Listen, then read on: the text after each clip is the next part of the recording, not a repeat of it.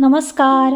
आज मी तुम्हा सगळ्यांना दाखवणार आहे लहानांपासून मोठ्यांपर्यंत सगळ्यांचा आवडता मासा, तो म्हणजे पापलेट.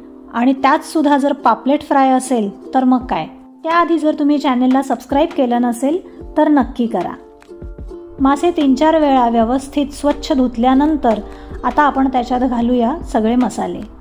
स्वादानुसार मीठ आणि हळद. बऱ्याचदा आपण आठवड्याभराचे मासे असे एकत्र घेऊन येतो, ते आपल्याला तेव्हाच्या तेव्हा बनवायचे नसतात. अशा वेळी फक्त हळद, मीठ आणि लिंबू हे लावून ठेवलं की मॅरिनेट करून तुम्ही फ्रीजमध्ये ठेवू शकता आणि मग नंतर जेव्हा करायचे असतील त्यावेळेला काढून बाकीचे मसाले घालता येतात. इथे मी घातलाय 1 चमचा लाल मिरची पावडर आणि 1 चमचा मालवणी मसाला. मालवणी मसाला प्रत्येकाकडे असतोच असं नाही. अशा वेळेला तुम्ही तुमच्या घरी जे काही मसाले आहेत लाल तिखटाचे ते तुम्ही स्वादानुसार घालू शकता. 1 चमचा भरून आलं लसूण मिरचीची पेस्ट. त्या पेस्टमध्ये जर कोथिंबीर घातलीत तर अतिउत्तम. त्याचा सुगंध आणि चव दोन्हीही खूप छान लागते. आणि आता घालूया आपण ह्याच्यात लिंबू. बरीच जण स्पेशली कोकणातली लोक ह्याच्यात लिंबाच्या ऐवजी कोकमाचं आगळ वापरतात. फिश फ्रायमध्ये लिंबाचा रस किंवा हे कोकमाचं आगळ ह्याला खूप जास्त महत्त्व आहे. ह्या आंबटपणामुळे ना ह्या माशांची चव खूप छान लागते.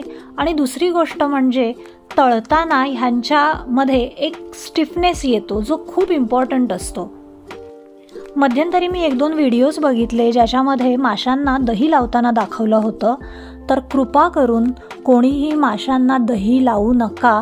ते विरुद्ध अन्न आहे आणि जे शरीरासाठी स्किनसाठी अजिबात चांगलं नाही. मालवणी मसाल्यामध्ये गरम मसाला असतो, पण जर तुमच्याकडे मालवणी मसाला नसेल तर थोडासा गरम मसाला त्याच्यात घाला. त्याने चव आणि सुगंध दोन्ही छान लागते. आता सगळ्यात महत्त्वाचा भाग म्हणजे हे सगळे मसाले व्यवस्थितपणे आपल्या माशांना चोळून घ्यायचे. आता करूया आपल्या कोटिंगची तयारी.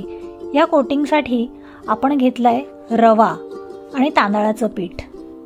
रवा आणि तांदूळ हे दोन्हीही आपल्या कोटिंगला छान कुरकुरीत करतात. आता ह्याच्यात घालूया आपण थोडंसं मीठ आणि थोडंसं लाल तिखट. ह्याने काय होतं, आपलं कोटिंग जे आहे हे चवीला खूप छान लागतं आणि तळल्यानंतर त्याचं कव्हर जे आहे ते सफेद नाही दिसत, ते छान लालसर दिसतात. हॉटेलमध्ये रवा फ्राय फिश आपण किती जास्त पैसे देऊन खातो, पण ॲक्च्युली ही अशा पद्धतीने केली तर अगदी हॉटेलसारखी चव तुम्ही घरच्या घरी मिळवू शकता. आणि त्यावर कमी तेल, चांगली क्वालिटी ह्या गोष्टी ओघाओघाने आल्याच.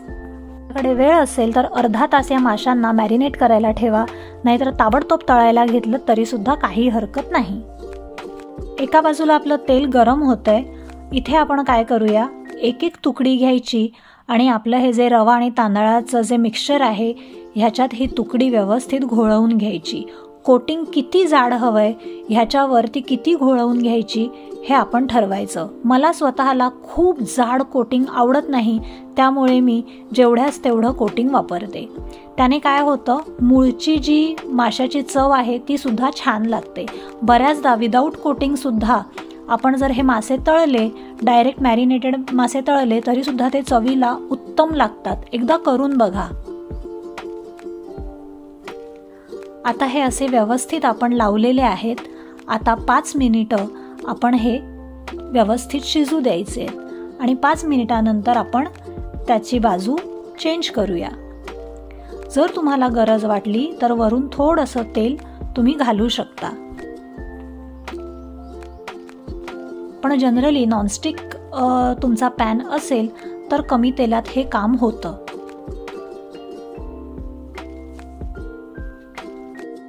गॅस हा मीडियम आचेवर ठेवा, नाहीतर काय होतं, वरचं कोटिंग आहे हे एकदम पटकन शिजल्यासारखं दिसतं, पण आतून मासा मात्र कच्चा राहतो.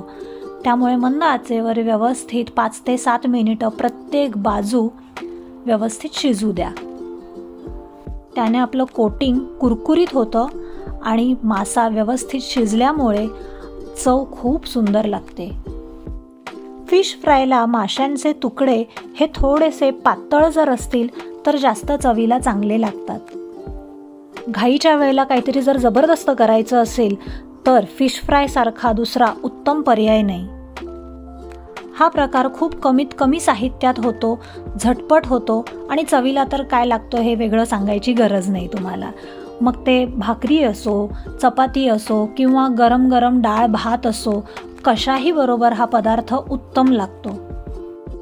मीडियम गॅसवरती माशाची प्रत्येक बाजू व्यवस्थित शिजली आहे ह्याची खात्री करा आणि त्याच्यानंतर गॅस बंद करून टाका. तुम्ही बघताय मासे दिसतानाच इतके सुंदर दिसत आहेत, त्याचं कोटिंग, त्याचा रंग अगदी उत्तम झालेला आहे. तर हा प्रकार तुम्ही नक्की करून बघा आणि तुमची जर काही करण्याची वेगळी पद्धत असेल, तुम्ही अजून जर त्याच्यात काही ॲड करत असाल तर मला नक्की सांगा. पुढच्या व्हिडिओमध्ये तुमचं नाव घेऊन मी सगळ्यांबरोबर ती टिप शेअर करेन. तुम्हाला ही रेसिपी कशी वाटली हे कमेंट बॉक्समध्ये सांगायला विसरू नका. चॅनेलला अजून जर सबस्क्राईब केलं नसेल तर नक्की करा आणि बाजूचं जे बेलचं बटन आहे ते सुद्धा दाबा, म्हणजे पुढची रेसिपी आलेली तुम्हाला आधी कळेल. पुन्हा भेटू. नमस्कार.